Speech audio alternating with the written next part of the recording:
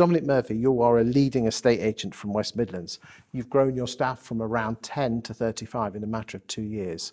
The question I want to ask you is this: how have you been able to step away from frontline estate agency?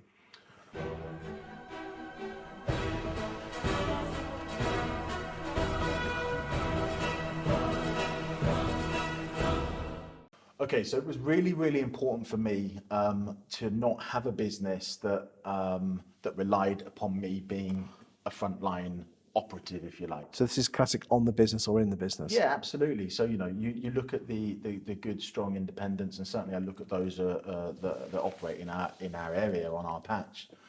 Look, if those guys take a holiday or God forbid anything were to happen to them, there is a noticeable drop in their business because they are the leading force. They are the drive behind why everybody does what they do on a daily basis. And I get that, but there is no way that you're going to find me or that I even have the want and need to go and sit on 10 sofas a day to pitch the living daylights out of our business, because it doesn't excite me in the slightest, and I'm not good at it.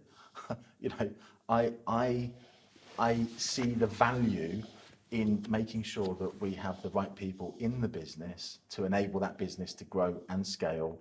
I was going to say smoothly, but those out there that have scaled and grown business will know that actually it is very rare that it's a smooth journey, and actually the education that it's given me has been quite phenomenal. So do you have a right-hand director that does the day-to-day stuff for you then?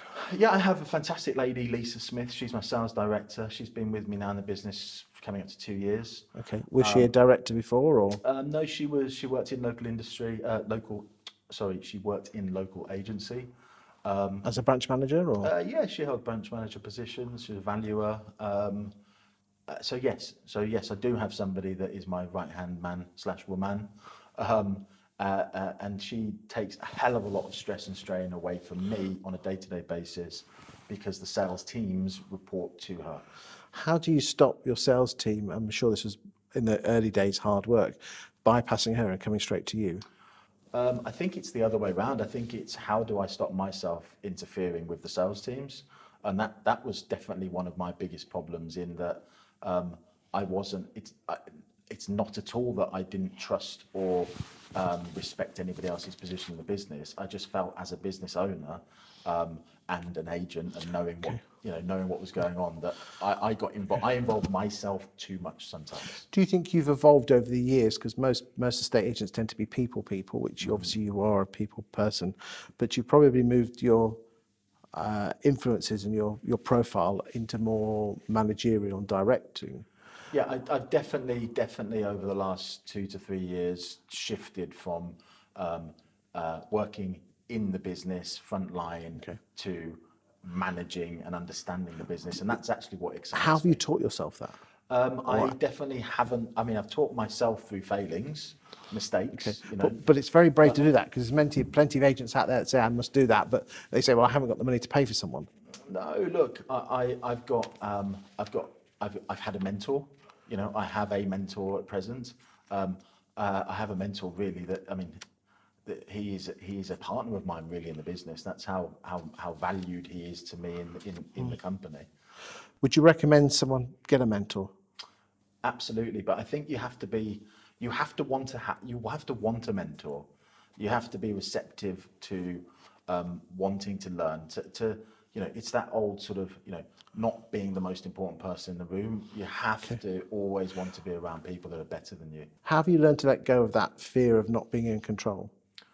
By employing the right people and instilling the right culture, if you like, amongst that senior management team. So your advice is get a mentor, but make sure you want a mentor. Listen to them. Any other advice before we go? That it's not easy, and actually, it's amazing the amount of progress you can make when you take your foot off the gas and enable those that you've put in place and trusted to get work done. And I think foot off the gas is the wrong thing to say, but I think I probably had my hand on the handbrake, whereas actually once you take that handbrake off, you can start to see how things really start to move. And finally, are you much happier? I'm a lot happier, yeah, for sure, absolutely. Thank you for your time today.